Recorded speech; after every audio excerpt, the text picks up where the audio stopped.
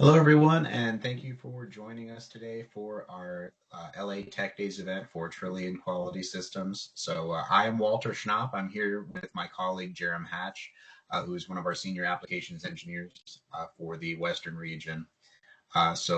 Really excited to talk to everyone today. Appreciate everyone who was able to join on the webinar and also for everybody who was able to join in person. The discussion should be pretty interesting today. So the main focus that we're going to talk about is going to be over the DIC, digital image correlation, optical strain measurements, a little bit about our work at Trillion in that field, and then we'll also get into the discussion as far as the release of the ARAMIS one. This is a brand new sensor from ZEISS that has just arrived in the United States, and yeah, we're very excited to talk to you guys about it. At the end of the presentation, we'll have a Q&A, and we can get into everybody's specific questions about the sensor and anything else we covered in the earlier talks. So before I get into all of the details with the rest of the presentation, let's just give a little quick background about Trillion in general, just so you know who we are for those who don't already know. So Trillion Quality Systems was founded in 1998 by our founder and president, John Tyson.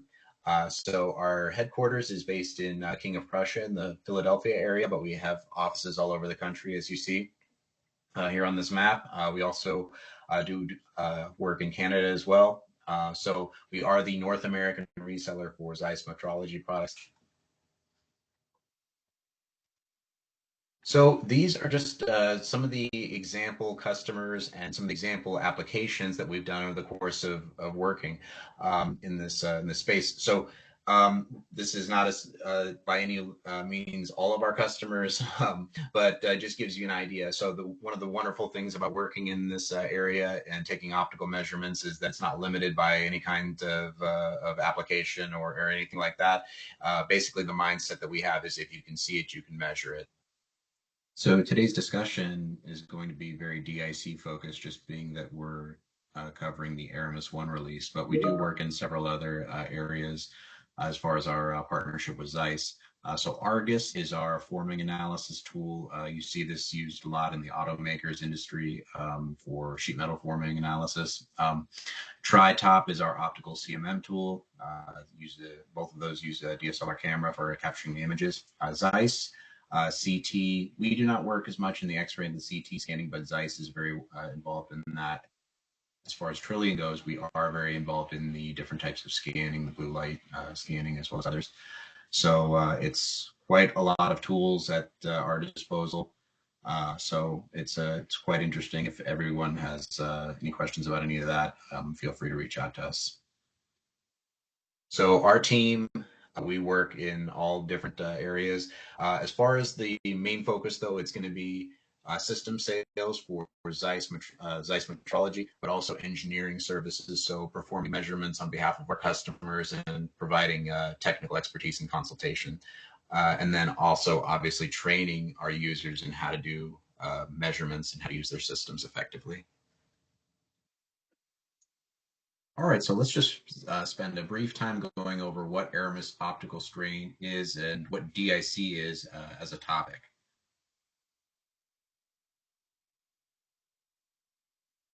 So in terms of the engineering information that we're trying to capture in many of these applications, displacements, vibrations, strains, the traditional methods for capturing that is single point mechanical solutions. So most of us are familiar with these. So LVDTs, laser trackers, string pots for displacements, the others for strains and vibrations. We see strain gauges a lot, extensometers, flip gauges. So all of these tools are single point mechanical solutions. They are reliable in certain contexts. They do work fairly well in certain ways. They are the standard for a lot of different things. But however, they only provide a single point of data. For every single tool that you have, you only have one point of data. And that assumes that it was applied correctly. And that's another big point. So engineering, when we are using finite element models increasingly, we want to validate those with robust data from the testing side. And so in order to do that, you have to employ either a lot of these single point mechanical solutions, or you can use the solution that Trillion is working on, which is the full field non-contact solutions related to optical measurements. So instead of getting a single point of data, you are having thousands of points of data for an entire surface. That's kind of how we view the discipline, and the benefits of doing DIC is instead of seeing a couple of points, you see the entire surface. It's the real thing. It's not a model. It's reality. You're measuring reality, truly.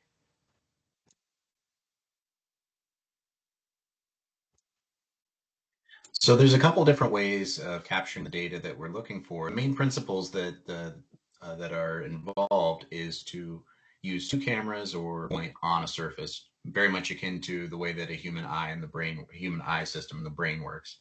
So with that, we have the stereo cameras, which you can see here. There's the surface.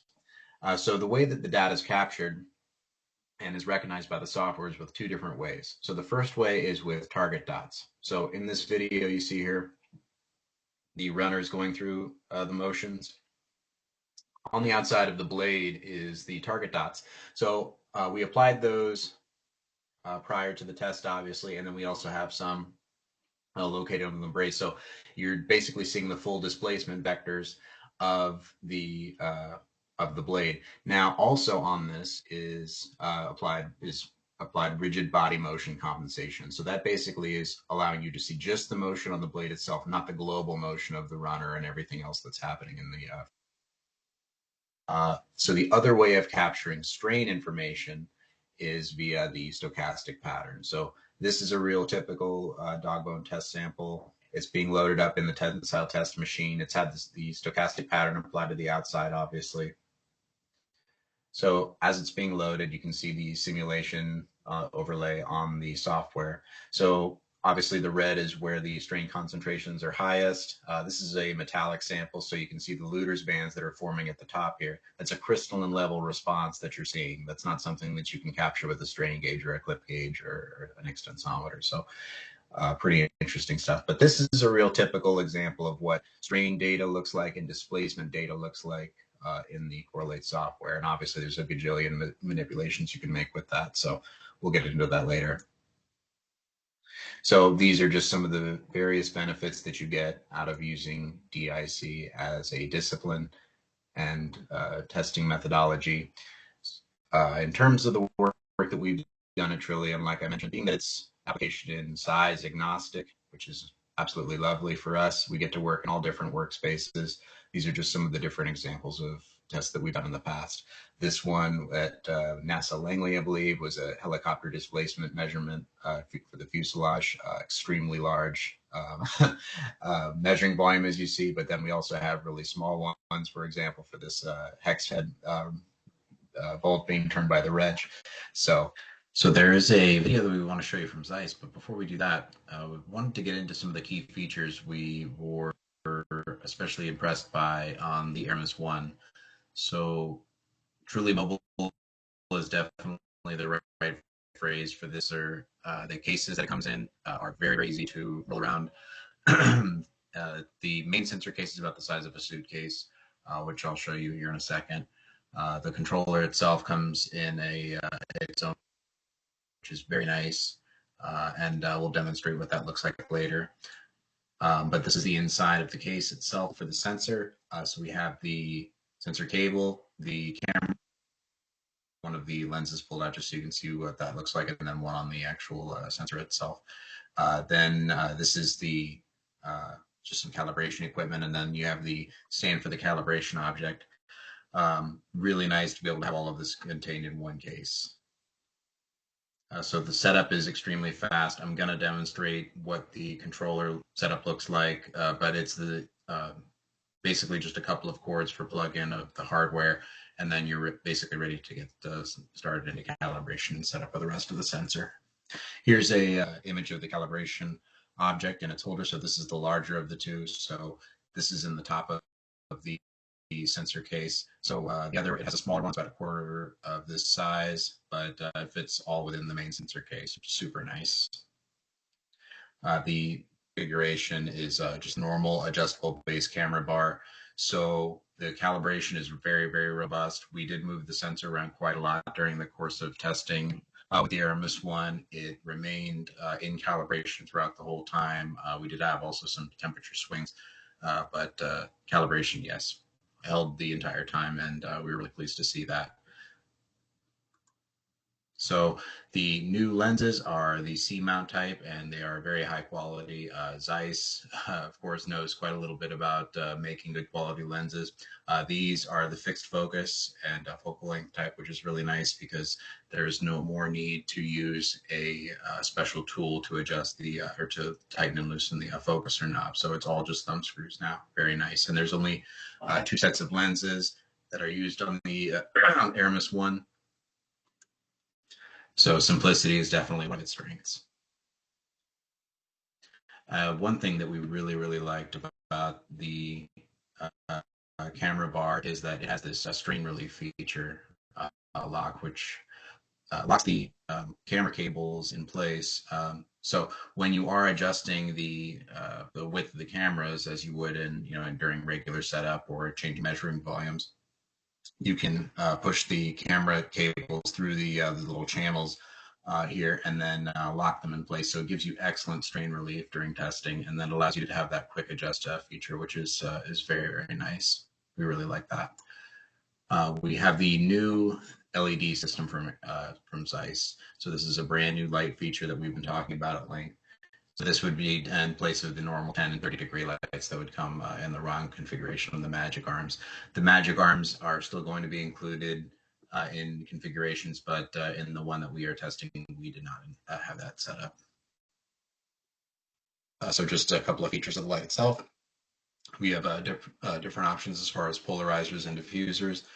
There is an integrated laser pointer, which I'll show you later. There are different levels of power modes. So you have a huge amount of adjustability here compared to the old configuration. So we really like this. Quite often in testing, you have, you're kind of at the limit of what the testing environment is in some instances. So having this adjustability is really good. And a couple more details on the lighting control system. So all of the side of the light, like you see here, it has a cooling fan to keep everything going good. So you can turn this on independently of the controller or of the computer. This is great because as long as it has power, you're going to be able to turn the lights on, which is really nice. A little bit more information about the polarizer system. We can go into this later in more detail. This is basically just allows you to have all different settings as far as to reduce glare and get the best conditions for setting up your test. The diffuser and polarizers all fit directly on the face of the light itself, so there's just one for each. So instead of having a pair of everything, you just have the one. So this just gives you a sense of what it looks like from behind. This is a dual light configuration setup. This is the setup most akin to the one that we used in testing the Aramis one. So just the single light, but then you also have the dual light configuration. And then we also will be offering these with the magic arms like you saw in the older style lights. So in addition to some of these other features, ZEISS will be releasing a new model where you will be able to use the Aramis one as either a 3D sensor or as a 2D sensor. As in, it will split up the camera parent to give you two 2D sensors. So now that that's covered, we'll introduce the short video from ZEISS.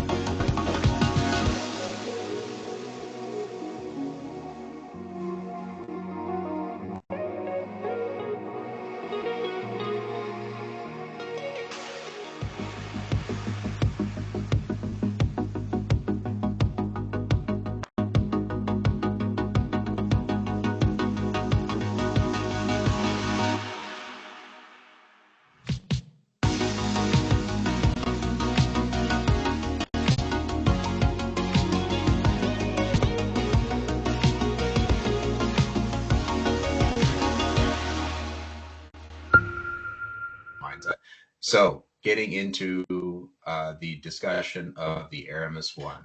So one thing that is very important to note about the Aramis One is that it's a 50 hertz frame rate at full res. So that is definitely something that a good amount of speed for a quasi-static sensor of this type, being the 5 megapixel. Camera resolution definitely helps with the speed. So for the more dynamic measurements, definitely a benefit. With the Aramis One is the controller. So with all of our sensors now comes the new controller, which is really an outstanding tool. One of the benefits of doing this is that in addition to being able to record all of your load signals from other types of testing machines like load cells or whatever else you're doing, and you have various other signal inputs. But in addition to that, you can also do concurrent measurements with 2 Aramis sensors via just one controller, which is a huge benefit. So it is something where if you are trying to do multiple views on a test article at the same time, the Aramis One is a really excellent addition to your current sensor lineup. So say if you already have an adjustable base Aramis sensor, having an Aramis One as a backup additional sensor is definitely something to consider, because then you would be able to add that entirely additional view for a much lower price point, which I'll get into later. And that is obviously one of the big draws of the Aramis One, is that it is a lot less expensive than the adjustable bases from the larger resolution sensors. But that's by no means the main point, but it is something to consider, especially for those labs that are concerned about budget.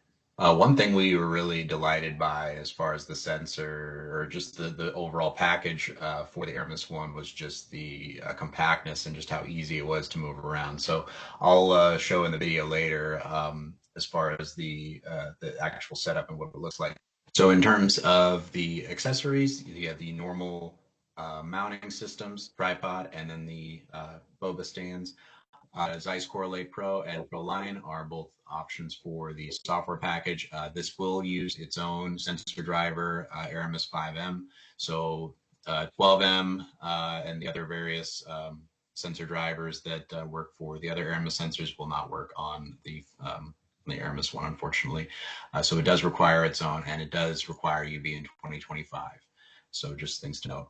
But it does have the capability of using touch probes, which we offer as well. And then the sensor is available to get with or without a ZEISS laptop. So that's typically something that we would really discourage in the past, just because of the necessity of the setup for the computer for DIC specifically. But now having that option of being able to use your own laptop is definitely something that will be a cost savings for our customers. That's something they're concerned about. All right, so we'll get into the setup of the sensor and using the software now.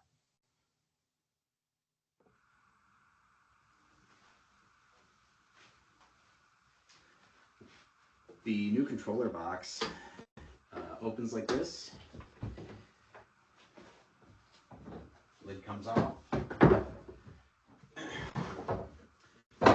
There's a setting for your laptop, and then it has these holders with Velcro. Really love these panels. Move this, controllers inside.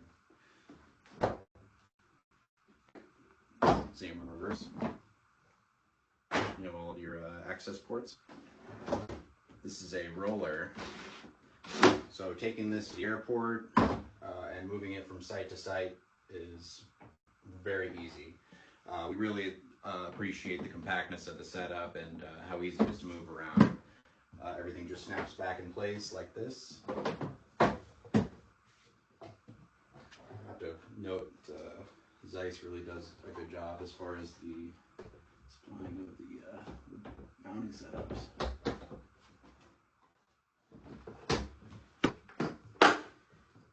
All set.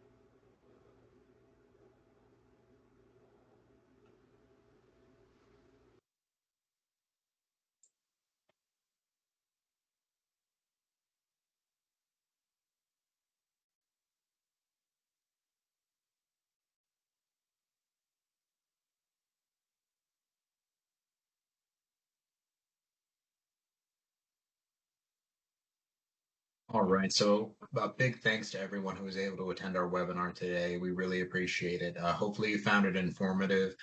There is quite a lot of excitement here around the Aramis One, like I've kind of talked about. So please reach out to us if you have any questions or if you'd like to learn more about this as a topic. You're going to see it increasingly out there in the field. So we're looking forward to getting some new papers and results published from the testing that's out there. So we'll look forward to publishing that and talking to you further about this in the future.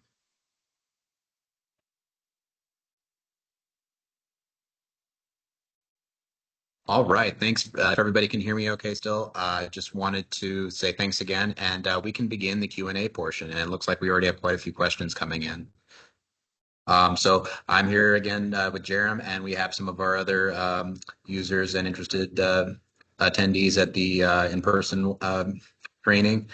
So let's see, get going on these questions.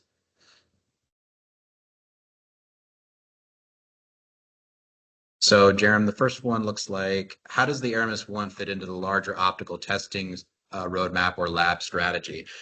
I think that, in terms of a lot of our users who are looking into the Aramis One, if you're a first-time user getting into DIC and you've never done this before, it's definitely a situation where an Aramis One is definitely a really good candidate for a first-time DIC user. It's a situation where the simplicity is really there, the mobility, the adaptability is definitely there. But additionally, you get started off using the sensor. It has, because of ZEISS's organization and the way that they have everything set up, getting upgraded to a larger sensor later if you need it for different testing. Using another sensor for concurrent measurements. All of these things are really well established in the ZEISS framework. So they do a really good job of supporting our users who want to get into different types of testing later on, or, just whatever it is that they're doing. So, yeah. And yeah, that kind of also goes into the next question. What's that? Oh, oh, sorry, you can see us now. Excuse us. That kind of goes into the next question. Can we upgrade later if we want to enable advanced analysis or parametric workflows? And that is definitely the case. The ZEISS software that's typically used for the Aramis One, you can either use it as a basic correlate package or with the Correlate Pro line package, which will give you those advanced parametric workflows and all the stuff that goes into that. So yeah, it's a very customizable package. And we were kind of talking about earlier as another benefit of working with Trillian is we have a full software developers that we work with as part of our organization. So custom workflows, doing more of the advanced scripting, everything, all of the coding is via Python. So it's very customizable on that side of things.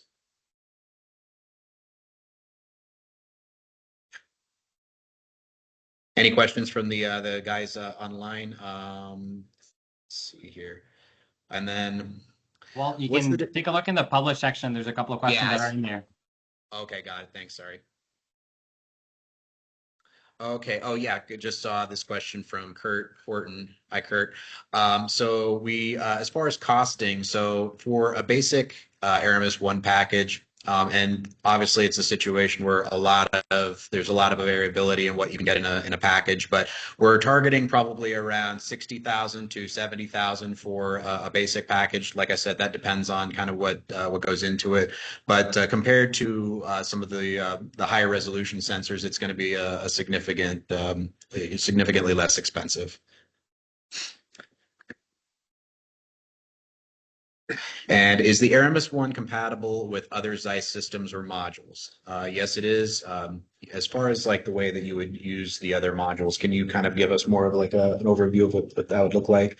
All of it's done with the ZEISS quality suite. So I guess it would depend kind of on what technology they would be using. Yeah, I mean, the same software, Right. And then you can pull these systems together, but I can't remember if you can do it.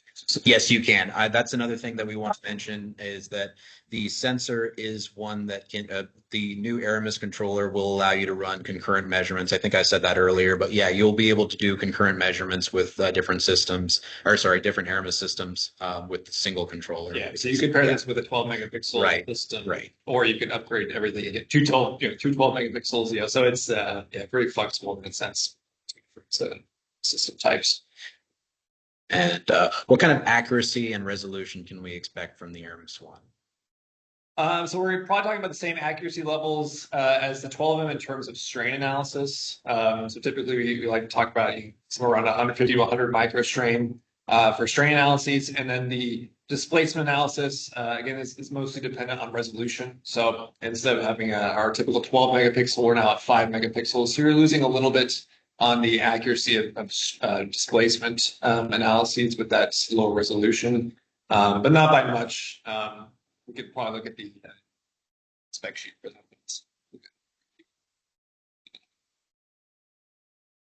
We just pull up the resolution here. Yeah, so 2472 versus our 4096. Yeah, depending on whatever field of view you're looking at. But yeah, in our case, I mean, we can look at the sizes they have available. So let's just give it just some rough numbers here really quick, but 50 millimeters to 2752 or 2472, sorry. So, you know, roughly, you know, what is that, 50 millimeters, we're looking at like 0.7 microns displacement sensitivity, roughly. 0.7 microns, you said? Yeah, and then 2472. And then the largest field of view, probably about 7 microns of accuracy and displacement tracking. So still pretty good in terms of smart analysis there. And then the next question we had was how easy is it to switch between lenses? I think we can both agree it's pretty easy. The standard package comes with 12 millimeters and 25 millimeter lenses. Basically with this, you don't have to use a special tool to remove and change those. It's basically in some of the other ZEISS sensors, you would need to use an Allen tool to adjust the focuser. So now it's just going to be thumb screws, which makes it very easy. And then just basically the unthreading them from the camera itself. And then if we could go back, there's another question here about linear versus circular polarizer. So this is a really, really important question for this. I'm actually going to share my screen, I think. And see if that works. Yeah, perfect. So there's just a couple of slides here on linear versus circular polarizer. So this is the first ARAMIS system to be able to give you both options, and they both come with the same mount. So it's basically a reversible polarizer filter that you place on the singular light that will swap between being a linear polarizer and a circular. So you kind of see a picture of it there. I also got one live with us here. So one side's linear, one side is circular, and you mount it basically with magnets to the front of the light, depending on what you want. So there's also two polarizing filters that go on the front of the lenses that allow you to do the linear polarizing, but it's very fast, especially the circular. You just place the lenses or the filters on the lenses, place the circular polarizer front facing out, and you're polarized. It's that simple, which is really nice. The linear polarizer, obviously, you have to rotate the filters to basically get the effect the same way. But there's a lot of pros and cons for this new system. So the reason to polarize, obviously, typically with polarizers, right, we like to control the intensity of the unpolarized light reaching the camera sensor. So this allows us to reduce glare and noise on our regions of interest. In the past, you could have on our ARAMIS systems, there was the linear polarizers that you could mount. Those are typically best at reducing glare from both kind of smooth or metallic surfaces.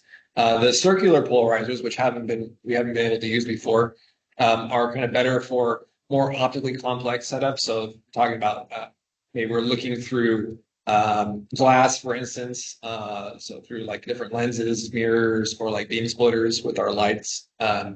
Think about like thermal chambers with glass optical windows. So it's a really great tool for that. The The linear polarizers, obviously, we still have that option with this new system too. So it provides typically higher light transmission with less heat buildup.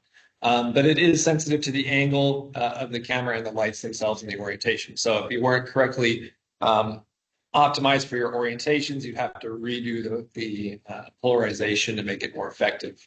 With the circular, there's less alignment needed. You're basically just mounting it and ready to go.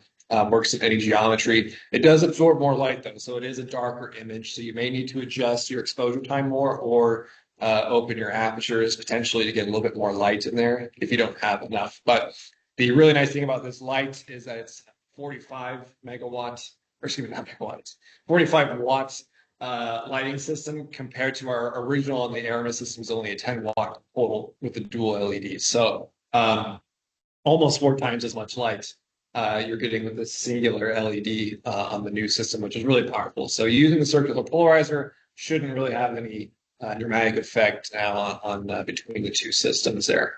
You also have some different swappable options. So we have diffusing filters that you can place on the front. So it comes standard at 15 degrees, but you can apply a filter for 25 and 45 degrees, or 25 and 40, change that, as options there. Whereas with the old dual LED systems, they were all fixed. So they're usually 30-degree light system. You couldn't really change that. So we can really zoom in on an object if you're looking at a small field of view. You don't want to diffuse your light everywhere. You want your lights all on your samples. So we could have no diffusers on and be really zoomed in on that object. Or if you have a larger field of view, you can basically distribute the light more across the entire surface there. Again, it's really fast, easy to use. If you look back at the picture of that system, basically it's mounted right on top. You can control it both from the back of the light or in the software. You can turn it off and on. So really good features with that system there. Right. So some of the other questions we got is screen output voltage from the software possible to have an input to the load frame for a strain controlled cyclical test? Yes. So you can output different inspections from the software as analog outputs. You just have to configure them when you're doing this setup there. So I'd recommend we can set up a time. Just contact one of your further reps, and we can have a discussion about how to do that in software.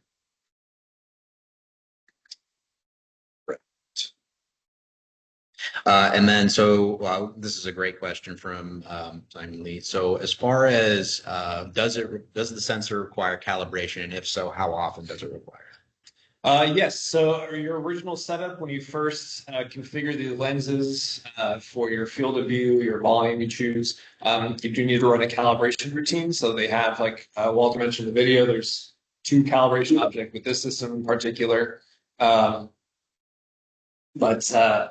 you basically need to be able to run the calibration the first time. Once you get a good calibration with that, there are tools kind of built in the software that we look at to determine if we're still in calibration. One of those mainly is the intersection deviation. And we're tracking that kind of as we go over time. So as we notice that deviation start to increase, we typically like to redo our calibrations to get that back down. There are some other tools software we can talk about at future time as well that have enabled us to be able to kind of help adjust calibrations without having to do a full routine. I do recommend kind of reaching out to us for kind of a more in-depth discussion on that.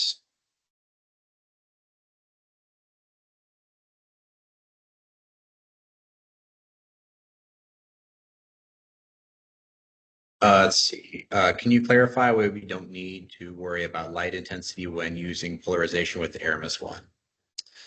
Yeah, it's mainly just because of the power of the lights. So instead of being 10-watt lights as we had in the past, so you'd have to be a little bit more cognizant with the filtering you apply. So if you apply polarizing filters to the 10 watts, your image would get pretty dark. So you'd have to either be pretty close to your sample with the lights to keep the intensity you want, or you have to open your apertures or run into slower exposure time. So with this, since we're pretty much almost 4 times as bright, we don't have to worry as much about the polarizing options because of just the fact that, if we kill the amount of light, we still have enough with polarization to see our image at a good exposure time. So it's kind of a nice tool with this. And we can also you can add more of these lights as well. So kind of similar to the older systems, you can have magic arms with multiple of these lights. We circular polarize everything. You can have 90 watts basically of light on your sample. That should be pretty good too. So, a great question. Awesome. And then they've got another really good one from Kurt Horton. Does the ARAMIS controller have an event output to sync with traditional data acquisition systems? Event output. So yeah, basically the ARAMIS controller by default will output either a 5-volt or 24-volt TTL signal every time you take an image. So if you want to trigger something off of that full signal, basically we can do that. There's a couple other options, but mainly that would be the one.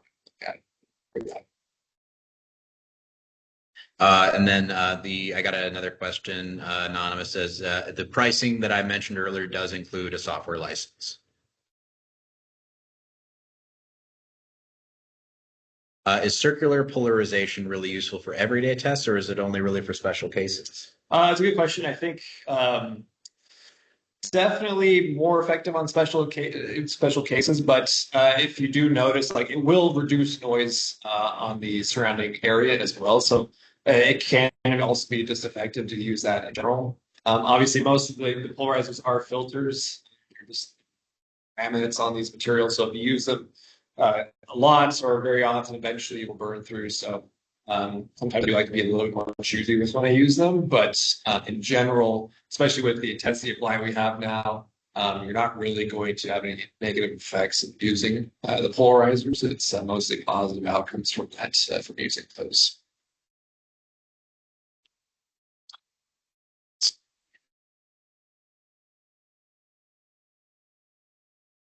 Let's see.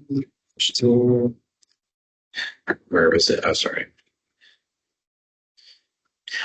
This is a question related to applications. Looks like, can we use DSE to capture plastic coupon strain in an Instron environmental chamber?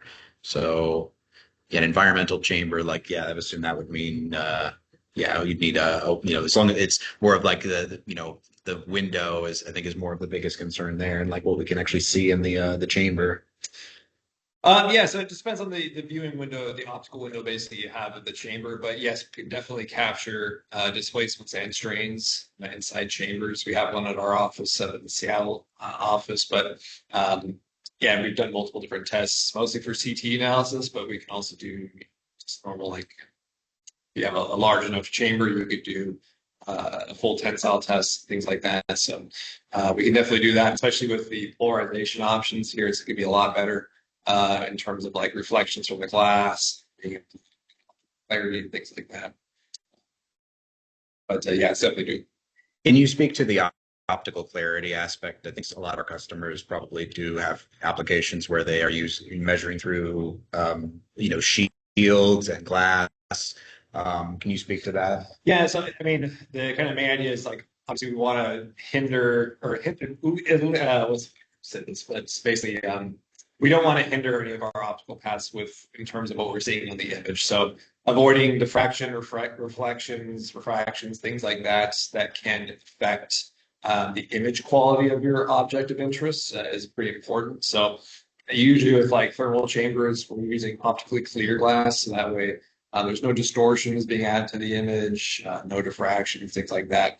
We try to avoid like multi-laminate layered plexis and things like that, because those will also cause distortions on the image. And we usually try to avoid thinner plexiglass as well. So if you're using like Lexan or whatever, it's about a 1/4 inch or so. It's probably a good amount when doing that. Just so it's thinking out that it doesn't warp or anything while it's being placed. You can't physically warp it yourself that easily. So we just want to be kind of as stable as possible. We can also calibrate if you do have something like that. You can try to calibrate the system through the plexiglass, as long as you keep all the orientation the same afterwards at the same location on the glass. You could still calibrate through it and kind of take account of those distortions with the calibration file. But I always recommend just kind of getting the best optically clear material that you can get.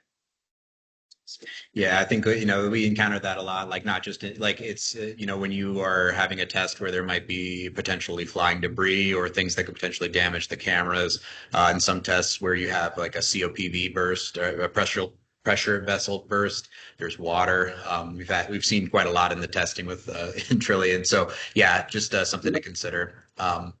And so let's see, we covered this question so far.